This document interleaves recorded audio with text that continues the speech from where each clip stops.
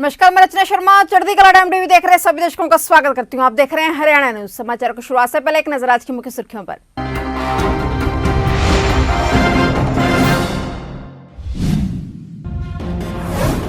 फिर भूख हड़ताल पर कई किसान संगठनों के नेता। दिल्ली की सीमाओं पर किसानों का रोटेशन उपवास।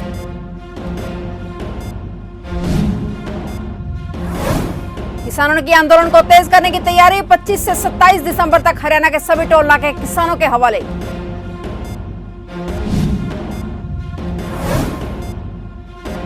सरकार ने फिर की बातचीत की पहल। कृषि मंत्रालय ने किसान संगठनों को लिखी चिट्ठी।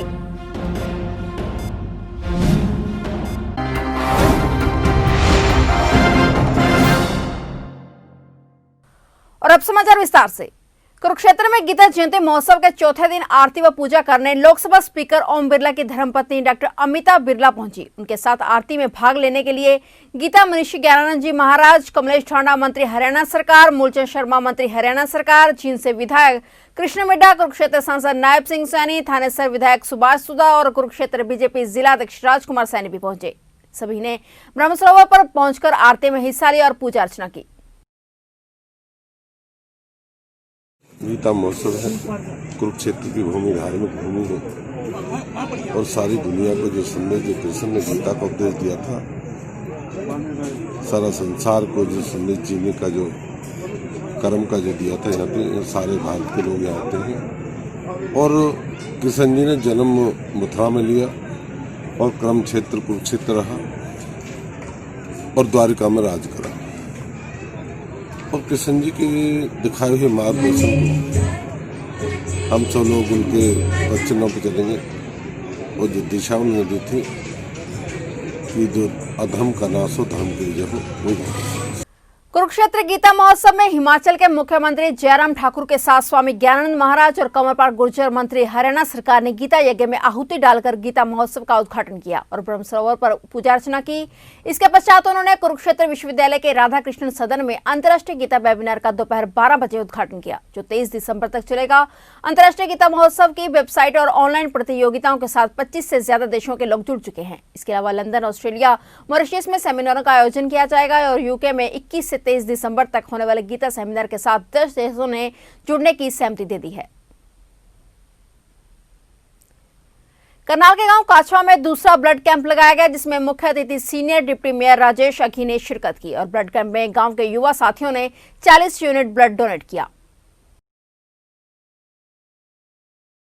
गांव काछवा की तरफ से लगाया गया और ये जो मुख्यतः ब्लड बैंक में जो करनाल सिविल अस्पताल के ब्लड बैंक में ब्लड की कमी चल रही है, जिसकी वजह से थैलासीमिया के जो बच्चे हैं और गर्भवती महिलाएं हैं उनको रक्त की ना मिलने की दिक्कत आ रही थी। तो उस कमी को पूरा करने के लिए जो इस गांव की सार्थक प्रयास सेवा समिति के द्वारा ये प्रयास किया गया और हमें पूरी उम्मीद है कि उनके इस प्रयास से जो रक्त की कमी को हम पूरा कर सकेंगे।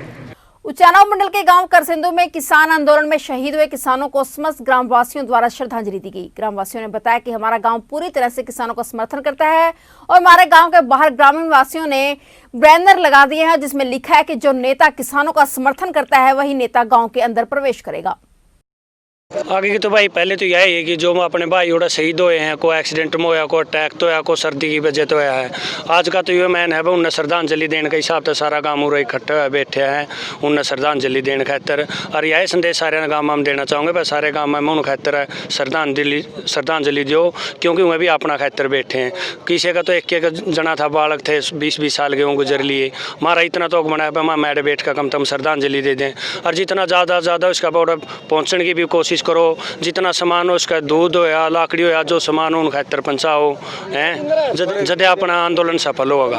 अंबाला नगर निगम चुनाव में लगातार अपोजिशन का एक दूसरी पार्टियों पर विरोध चलता रहा है और इसी के चलते कल अंबाला बीजेपी चुनाव संयोजक संदीप सचदेवा एडवोकेट के ऊपर एक सोशल मीडिया में पोस्ट वायरल हो गई कि उन्होंने टिकट न मिलने के कारण बीजेपी छोड़ दी है, जिसका आज उन्होंने इस प्रेस वार्ता में पूर्ण खंडन किया है। संदीप सचदेवा ने क्या कहा, आप भी सुनिए। भाजपा से नाराज होकर आज एडवोकेट संदीप सचदेवा ने अपने साथियों के साथ जन चेतना पार्टी में शामिल हो गए। पंजाबी समुदाय को टिकट ना मिलने से वो नाराज चल रहे हैं। आज उन्होंने भाजपा को अलविदा कहकर विनोद शर्मा की पार्टी का दामन थाम लिया। संदीप सचदेवा विधायक असीम गोयल के दाएं हाथ समझे जाते थे।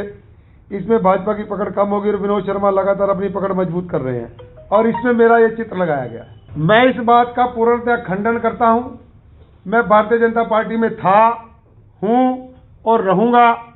हमारे यहाँ एक ही माँ के पेट से बच्चे पैदा होते हैं और मरते दम तक वही माँ रहती है। पार्टी ही मेरी माँ है। ना मैं इसके बारे में सोच सकता हूं, ना मैं इसको छोड़ सकता हूं।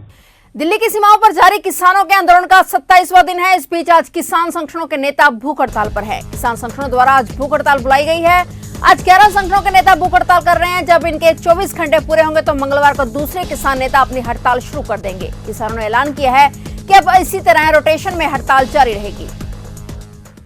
दिल्ली की सीमाओं पर कड़ाके की सर्दी में डटे किसान कृषि कानून की वापसी पर लगातार अड़े हुए हैं। इसी बीच आंदोलन को धार देते हुए जहां किसानों ने सोमवार को भूख हड़ताल का ऐलान कर दिया है, वहीं 23 दिसंबर को किसान दिवस के मौके पर आंदोलनकारी किसानों ने बड़ी तैयारी की है। किसानों का कहना है कि इस दिन लोग अपने घरों पर दोपहर का खाना ना बनाएं और किसानों के आंदोलन का समर्थन करें।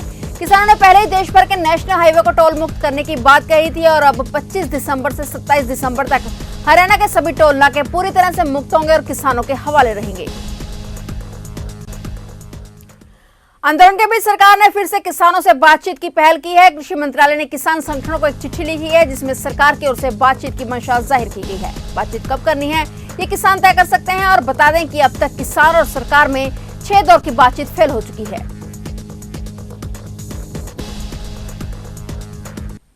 फिलहाल हरियाणा न्यूज में इतना ही। तब तक के लिए देखते रहिए चढ़ती कला टाइम टीवी और मुझे दीजिए इजाजत। धन्यवाद।